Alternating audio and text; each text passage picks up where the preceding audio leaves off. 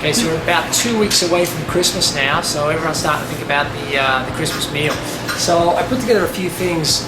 Some are traditional, some are classic, some are a little bit different. The only thing I'd advise, if you're going to do it with Christmas dinner, you definitely want to have done it before. You don't want to be experimenting on your Christmas guests because you could run into trouble. Over here I've got a bunch of game meats. I've got a classic venison rack here. It's a local Ontario venison. And that's a beautiful one. And that's something, I always think that Christmas time you could do something a little more special. Obviously these game meats are a little bit more expensive, but it's Christmas, so it only comes once a year, so you may as well do something special. These are nice and easy too. Roast them up at a high temperature, like a 400 or so for around 30 minutes, and they should be done. I got a little bit of, that's a venison tenderloin there as well, from a bigger deer.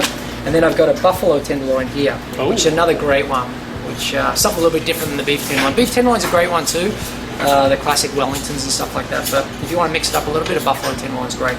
Does one cook that in the same manner that one would a beef tenderloin? Yeah, high heat, they're very lean, so you want to serve them really rare. Well, for me anyway, I like them rare or medium rare. If you overcook them or you cook them past medium, they can tend to be dry, but if you do them under or rare, they're super tender. So they'll even be actually, I'd find, even more tender than beef. Then you got a classic French pork rack. This is a beauty. I mean, a lot of customers love this at this little Berkshire one. A lot of our customers love this at Christmas, and also a crown's really nice too. Obviously, the aesthetics of a crown's really beautiful.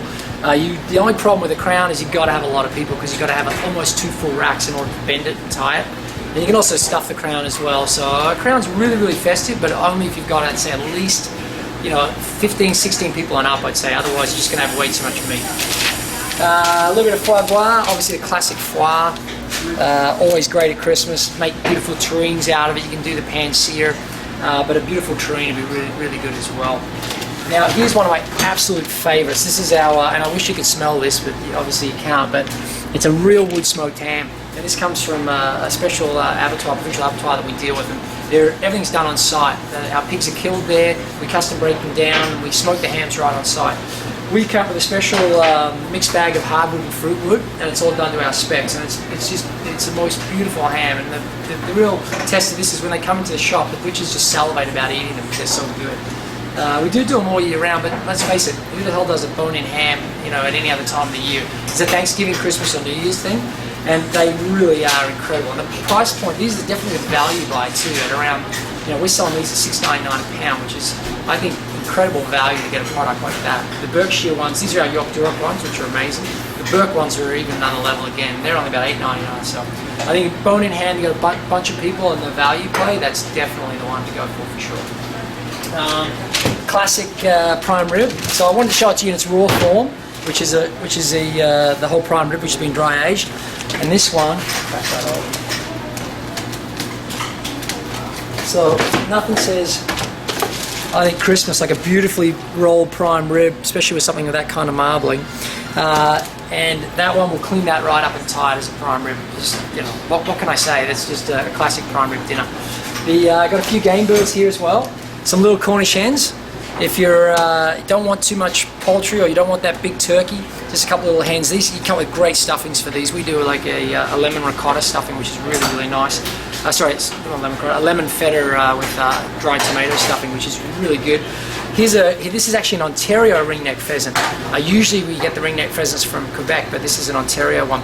Game birds, I think, are great. You can go on and on. The guinea fowls, the squabs, partridge, all put a special.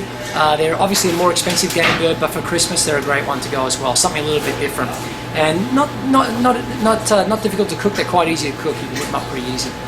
Now that leaves the classic, which is the turkey. Now our turkeys, I'd love to show you, but they're not here. They're still running around now. And Scott Newland does a beautiful job raising our birds for us. They're the classic. That's the famous Christmas dinner. Doing a turkey, nothing wrong with it. I think the main thing is this year, and I've actually in previous years I wasn't into it, but I've really started to get into brining over the past couple of years. And I think especially with a turkey, it makes it even more moisture. I think the biggest complaint people have is when turkeys are overcooked. The brining, I think, finds it helps the bird to stay a little bit more moist and juicy. And it's very, very easy to do, isn't it? Really easy. Yeah, you can get off the internet, or you can get it out of many cookbooks, get a classic brine. We do a lemon tarragon, a custom little lemon tarragon one, which we make here in the shop. But it's very, very easy to do at home. All you need is you can do it in a bag. A bucket's great if you can immerse the whole bird for 24 hours. It's really good.